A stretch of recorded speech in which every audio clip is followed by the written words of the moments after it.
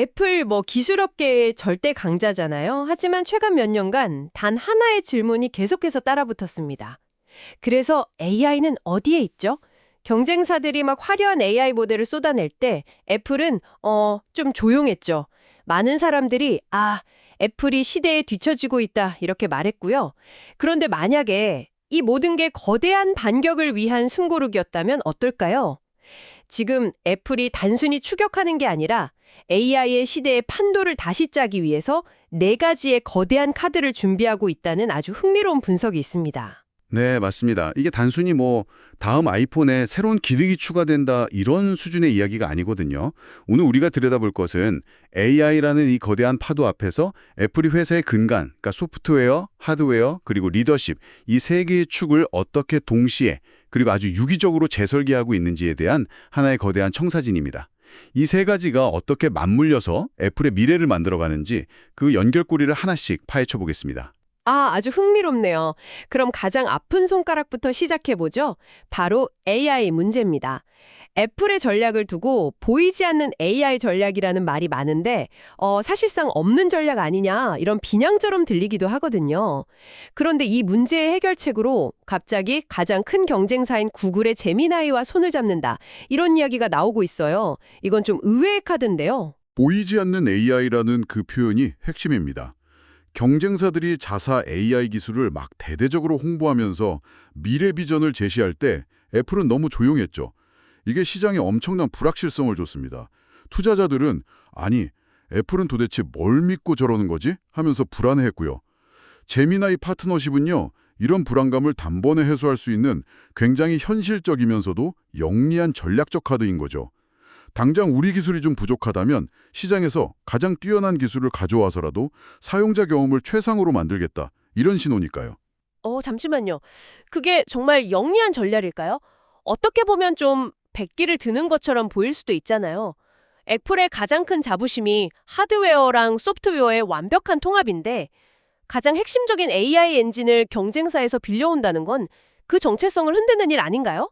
특히 개인정보 보호를 생명처럼 여기는 애플이 사용자 데이터를 구글에 넘겨주는 모양새가 될 수도 있고요. 네, 바로 그 지점이 이 전략의 양날의 검입니다.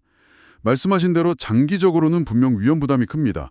하지만 단기적인 관점에서 보면 시간을 벌기 위한 최고의 수인 거죠.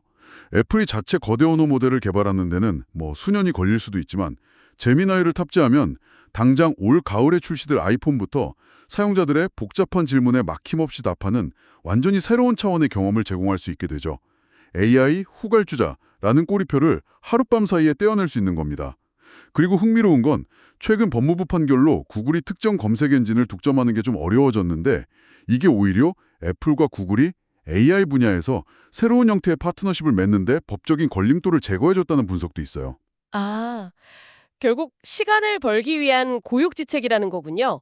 그렇다면 그 시간 동안 애플이 준비해야 할 비장의 무기가 있어야만 이 전략이 완성되겠네요. 정확합니다. 그래서 시장의 모든 눈이 다른 시나리오, 즉 애플의 자체 AI 개발 역량이 쏠려 있는 겁니다. 파트너십은 응급처치일 뿐이고 결국에는 애플 심장을 가진 AI를 보여줘야 하니까요. 그렇군요. 그게 바로 올 봄에 공개될 걸로 예상되는 새롭고 향상된 시리와 연결되는 이야기겠네요. 사실 시리가 AI 비서의 원조격인데 지금은 좀 조롱의 대상이 될 때가 많잖아요. 이것도 못 알아들어 하면서요. 이번에 나올 시리는 정말 다를 수 있을까요? 단순히 좀 더 똑똑해지는 걸 넘어서는 그런 무언가가 있을까요? 기대감은 그 이상입니다. 완전히 새로워진 시리는 애플이 AI에 얼마나 진심인지를 보여주는 상징적인 결과물이 될 겁니다. 하지만 여기서 정말 주목해야 할 지점은 기술 그 자체가 아니고요. 그 기술을 통해 애플이 꿈꾸는 새로운 비즈니스 모델입니다. 이건 애플의 수익 구조를 근본적으로 바꿀 수 있는 잠재력을 가졌습니다. 새로운 비즈니스 모델이라면 혹시 AI 기능 자체를 유료로 판매하는 일종의 구독 서비스를 말씀하시는 건가요? 맞습니다. 애플 인텔리전스 프로 같은 이름으로요. AI 중심의 월간 구독 서비스가 출시될 수 있다는 전망이 나오고 있습니다. 한번 상상해 보세요. 애플은 이미 아이클라우드, 애플 뮤직, 애플 TV 플러스 같은 걸로 사용자를 생태계 안에 묶어두는 데는 도 같은 기업이잖아요. 여기에 월 10,000원이나 15,000원 정도를 추가하면 내 모든 스케줄과 메시지, 건강 데이터를 이해하고 알아서 삶을 관리해주는 초개인화 AI 비서를 제공하는 거죠. 와, 그건 정말 게임 체인저가 될 수 있겠네요. 지금처럼 오늘 날씨 어때? 이 수준이 아니라 지난주에 아내랑 나눴던 대화 내용을 기반으로 주말 데이트 코스 좀 짜줘. 예산은 15만 원이고 내가 최근에 본 영화 감독의 다른 작품을 볼 수 있는 곳으로 같은 요구를 처리해주는 AI 비저를 구독하는 시대가 온다는 거잖아요. 이건 스마트폰을 쓰는 이유 자체를 바꾸는 거네요. 바로 그겁니다. 스마트폰이 정보를 찾는 도구에서 내 삶을 관리하는 에이전트로 진화하는 거죠. 이 구독 모델이 성공한다면 애플은 하드웨어 판매량 변동에 따라 실적이 흔들리는 제조업체에서 안정적인 서비스 수익을 기반으로 하는 거대한 AI 플랫폼 기업으로 완벽하게 변신하게 됩니다.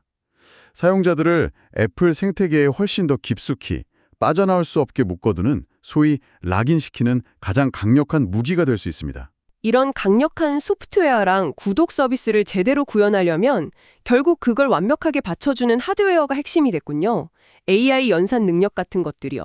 마침 차세대 아이폰에 대한 전망도 심상치 않다는 분석이 나오고 있습니다. 네, AI라는 영혼을 담을 그릇, 즉 하드웨어에 대한 이야기가 세 번째 핵심 전략입니다. 일단 단기적으로는 아이폰 17 판매량이 예상을 뛰어넘을 거라는 긍정적인 전망이 많아요. 특히 경쟁이 치열한 중국 시장에서 다시 강세를 보일 거라는 분석이 힘을 얻고 있죠. 하지만 더 큰 변화는 완전히 새로운 제품 형태와 대담한 가격 정책에서 나타납니다. 새로운 제품 형태라면 드디어 나오는 건가요? 수년째 소문만 무성했던 폴더블 아이폰 말이죠. 그리고 동시에 가격을 올린다는 얘기도 있고요. 그렇습니다. 올가을 드디어 애플이 폴더블 시장에 본격적으로 참전할 것이라는 예측이 지배적입니다. 이건 단순히 화면이 접히는 아이폰이 하나 더 나온다 이런 수준의 이야기가 아니에요.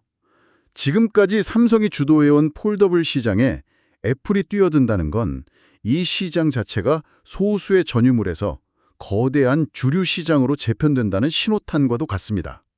애플이 진입하면 시장의 판이 바뀌는 건 시간 문제죠. 폴더블이라는 초프리미엄 제품을 내놓으면서 동시에 기존 프로랑 프로맥스 모델의 가격을 $100나 인상한다는 건 정말 대담한데요. 요즘 경기도 안 좋은데 소비자들이 이걸 받아들일까요? 애플이 너무 자신만만한 것 아닌가요? 굉장히 날카로운 지적이십니다. 이게 바로 애플이 소비자들의 충성도를 시험대에 올리는 동시에 자신들의 브랜드 파워에 얼마나 큰 자신감을 가지고 있는지를 보여주는 대목입니다.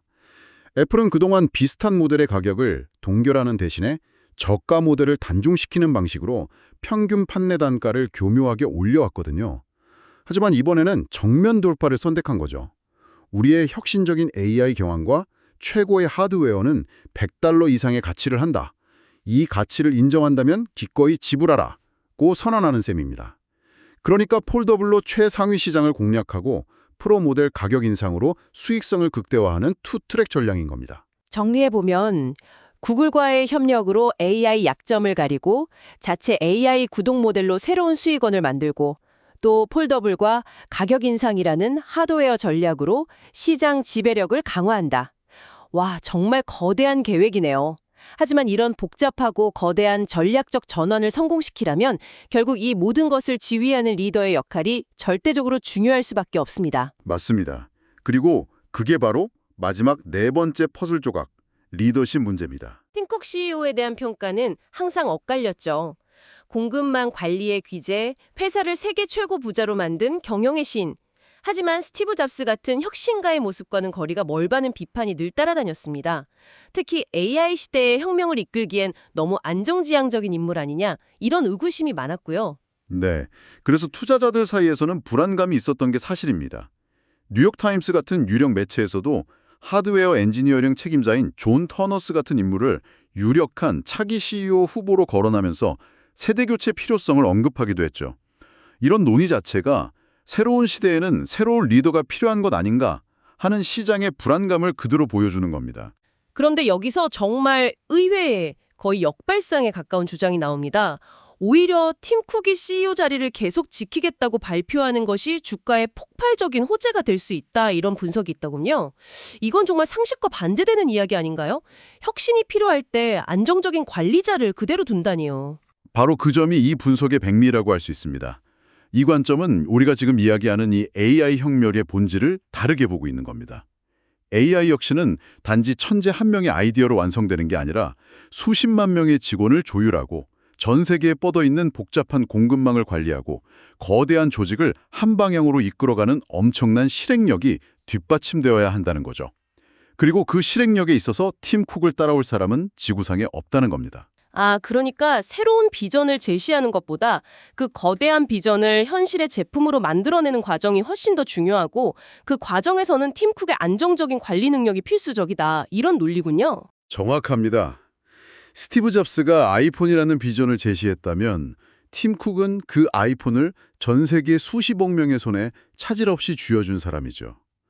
지금 애플에게 필요한 것은 또 다른 비전 제시자가 아니라 AI로의 전환이라는 이 거대한 배를 단 하나의 실수도 없이 항해시킬 노련한 선장이라는 겁니다.